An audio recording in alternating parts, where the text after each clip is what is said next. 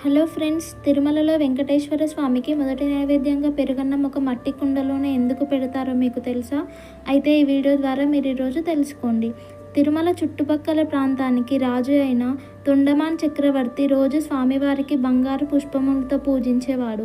ఒకసారి స్వామివారి దగ్గర మట్టి పాత్రలు మరియు మట్టి పువ్వులు ఉండడం చూసి దాని వెనుక ఉన్న కథ ఏంటి అని కనుక్కుంటాడు. అలిపిరి దగ్గరలో ఉన్న భీమన్న అనే ఒక కుమ్మరివాడు రోజు స్వామివారికి అవసరమైన మట్టి పువ్వులు మరియు మట్టి పాత్రలు తయారు చేసి అవి తానే స్వయంగా రోజు కొండకెక్కి తీసుకువెళ్ళి స్వామివారికి ఇద్దాం అనుకుంటాడు. కానీ మరుసటి రోజుకి అవసరమైన పాత్రలు తయారు చేయాలి కాబట్టి వేరే వాళ్ళ చేత పంపించేవాడు. అయితే ఒక్కసారి స్వయంగా వెంకటేశ్వర స్వామి భీమన్న వాకిట్లో ప్రత్యక్షమయ్యి, నాకు ఎంతో ఆకలి వేస్తుంది, ఏమైనా తినడానికి పెట్టు అని అడుగుతాడు. స్వామివారిని చూసిన పరవశంలో భీమన్న తాను మట్టి కుండలో తింటున్న పెరుగన్నంని స్వామివారికి సమర్పిస్తాడు. ఆ పెరుగన్నంని ఎంతో ఇష్టంగా శ్రీ వెంకటేశ్వర స్వామి స్వీకరిస్తారు. ఇక అప్పటి నుంచి ఇప్పటి వరకు ప్రతిరోజు వెంకటేశ్వర స్వామికి నైవేద్యంగా పెరుగన్నం ఒక మట్టి కుండలోనే పెడుతున్నారు. అందరూ చెప్పండి, ఓం నమో వెంకటేశాయ.